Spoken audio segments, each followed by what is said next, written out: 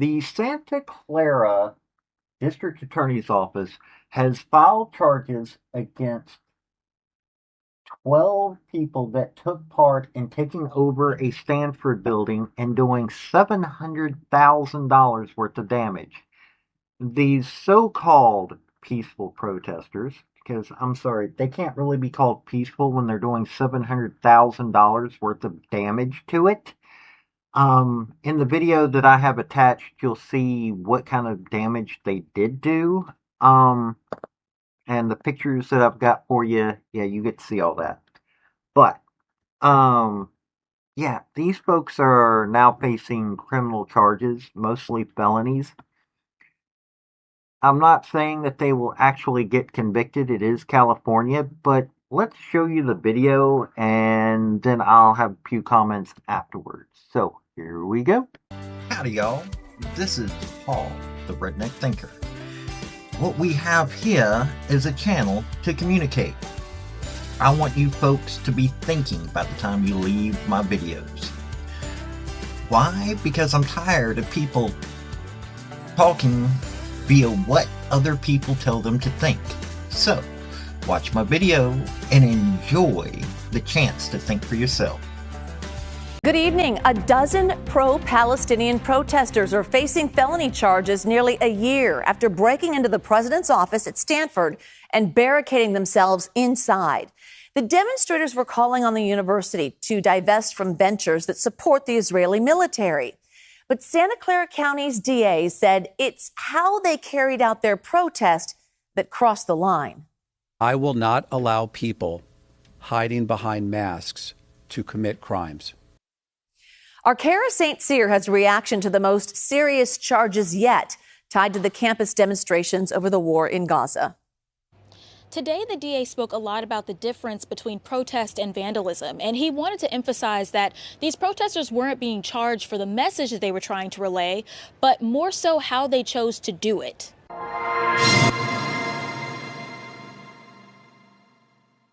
A safety vehicle and graffiti on Main Quad was very startling. Alex Ellison remembers the day 12 pro-Palestinian protesters barricaded themselves in the Stanford University president's office last June. While she understands the decision behind today's charges, she wonders what it'll mean for the future of demonstrations on campus. In an ideal world, I think students should be able to protest against things that they believe to be unjust without having to fear the school or local law enforcement coming after them. Dissent is American. Vandalism is criminal. Santa Clara County DA Jeff Rosen charged all 12 people, including 8 current Stanford students, with felony charges of vandalism and conspiracy to trespass. Rosen said the defendants broke into University President Richard Saller's office at 5:30 a.m. using hammers and crowbars. The group then formed a barricade with office furniture before spraying the room with fake blood. They occupied the office for almost 3 hours, trashing furniture and ultimately causing $700,000 worth of damage.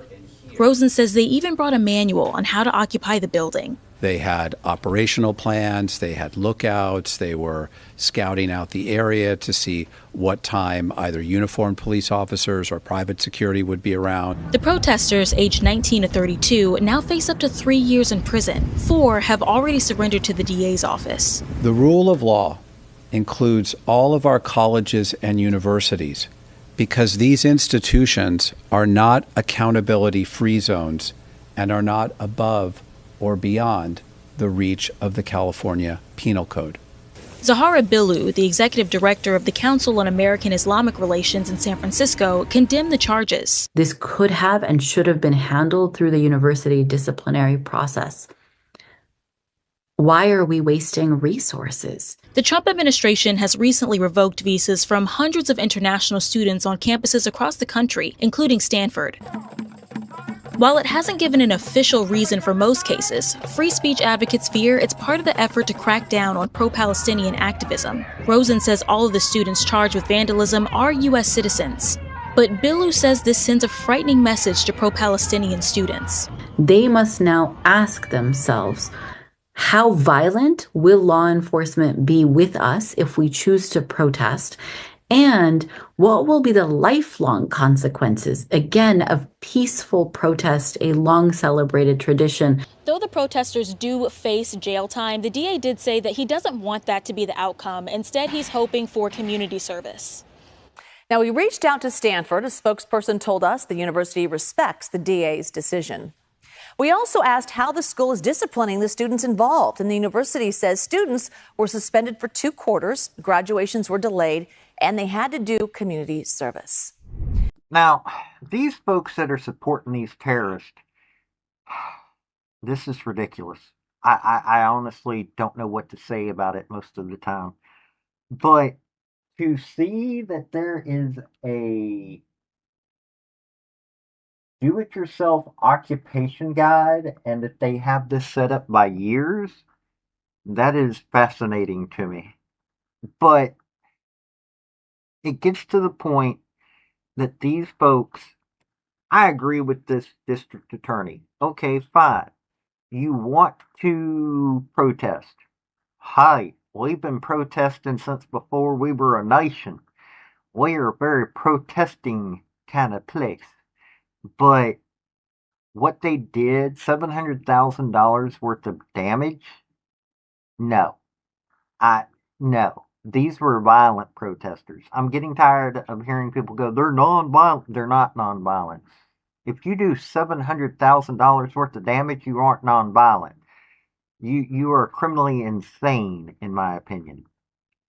But this is what's going on. But I thought I'd share the good news. I don't know if y'all heard this, but I thought it might need to be shared. So, this has been Paul, the Redneck Thinker. Y'all have a good day now. Bye.